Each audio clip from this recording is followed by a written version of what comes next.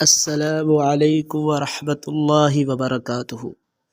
ایک شخص کٹے ہوئے بازو کے ساتھ بازار میں کھڑا آواز لگا رہا تھا کہ جو شخص میرا قصہ جان لے وہ کبھی کسی پر ظلم نہیں کرے گا۔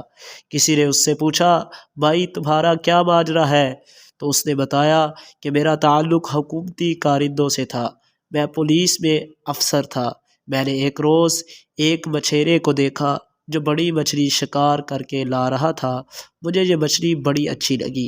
میں اس کے پاس پہنچا اور بولا، ارے میاں یہ مچھلی مجھے دے دو۔ وہ کہنے لگا، جناب مجھے مچھلی دینے میں کوئی اعتراض نہیں، مگر آپ کو اس کی قیمت ادا کرنی ہوگی۔ میرے گھر میں کھانے کے لیے کچھ نہیں ہے اور میرے بچے انتظار کر رہے ہیں کہ میں ان کے لیے کھانے کے لیے کچھ لے کر آؤں۔ یہ مچھلی میں نے بڑی محنت سے پکڑی ہے۔ میں نے جواب دیا اور اسے مارنا شروع کر دیا۔ مچھلی اس کے برتن سے زبردستی نکال دی۔ میں مچھلی ہاتھ میں پکڑے گھر کی طرف آ رہا تھا۔ مچھلی اچانک تڑپی اور میں نے اسے مضبوطی سے تھام لیا۔ اسی کشمکش میں اچانک اس نے میرے انگوٹھے پر کاٹ لیا۔ مجھے سخت تکلیف ہوئی۔ گھر پہنچا تو درد میں مزید اضافہ ہو گیا۔ وہ رات کا وقت تھا۔ میں نے سوچا کہ صبح کو کسی طبیب کو دکھاؤں گا۔ خیر رات بھر مجھے درد کی شدت سے نیند نہ آئی۔ صبح سویرے میں طبیب کے ہاں گیا اور اسے اپنا زخم دکھایا۔ وہ کہنے لگا کہ یہ زہر سے بنا ہوا زخم ہے، اگر تم اپنی عافیت چاہتے ہو تو فوراً اس کا انگوٹھا کاٹنا ہوگا۔ اگر تم نے ذرا سی تاخیر کر دی تو پورا ہاتھ کاٹنا ہوگا۔ میں نے فوراً کہا، اگر ایسی بات ہے تو اسے کاٹ دو۔ طبیب نے میرا انگوٹھا کاٹ دیا۔ میں گھر آیا تو ہاتھ شدید درد میں تھا، چین و سکون ختم ہو چکا تھا۔ اگلی رات پھر بے چینی اور شدید درد میں گزری۔ صبح سویرے پھر طبیب کے پاس آیا تو اس نے ہاتھ کاٹنے کا مشورہ دیا۔ اب میرا ہاتھ کٹ گیا۔ میرا خیال تھا کہ اب درد ختم ہو جائے گا، مگر اس میں مزید اضافہ ہوتا چلا گیا۔ مچھلی کا زہر مسلسل جسم میں پھیلنا شروع ہو گیا۔ میں نے چیخو پکار شروع کر دی، مدد کے لیے پکارنے لگا۔ طبیب نے پھر دیکھا تو کہنے لگا، اس کا ایک ہی علاج ہے کہ تمہارا پورا بازو کاٹ دیا جائے، ورنہ زہر پورے جسم میں پھیل جائے گا۔ محلے کے لوگوں میں میری بات کا چرچا ہو گیا۔ ان میں سے ایک نیک آدمی میرے پاس آیا اور اس نے کہا کہ بتاؤ تو صحیح آخر ماجرا کیا ہے؟ یہ مچھلی والا واقعہ اس نے سنایا۔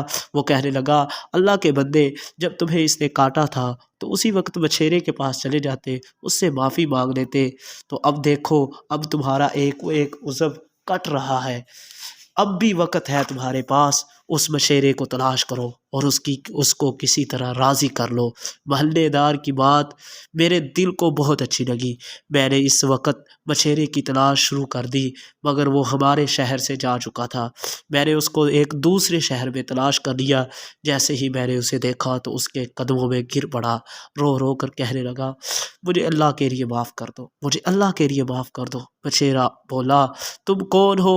میں نے کہا، میں وہی ہوں جس نے تم سے ظلم سے مچھلی چھینی تھی۔ میں نے اپنے ہاتھ کو دکھایا تو مچھیرے نے جب میرا ہاتھ دیکھا تو رو پڑا، پھر کہنے لگا، میرے بھائی میں نے تمہیں اس مصیبت میں دیکھا ہے تو میرا دل نرم پڑ گیا ہے، جاؤ میں تمہیں اللہ کے لیے معاف کرتا ہوں۔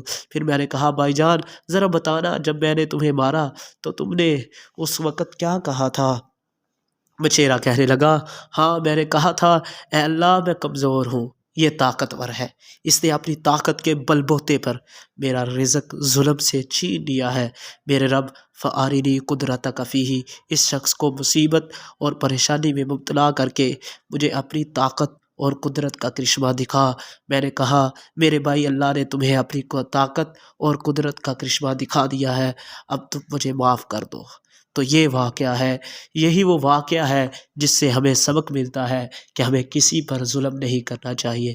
تو اللہ کے نبی نے سچ فرمایا تھا کہ 3 آدمی ایسے ہیں جن کی دعوت، جن کی دعا کو رد نہیں کیا جاتا، جن کی دعا قبول کی جاتی ہے۔ تو ان میں سے ایک نبی صلی اللہ علیہ وسلم نے فرمایا تھا، دعوت المظلومی، مظلوم کی دعا جو ہے وہ بھی قبول کی جاتی ہے۔ اللہ تعالیٰ سے دعا ہے کہ اللہ تعالیٰ ہمیں کسی سے ظلم و زیادتی والا معاملہ کرنے سے بچائے اور ہمیشہ اپنے حفظ و امان میں رکھے۔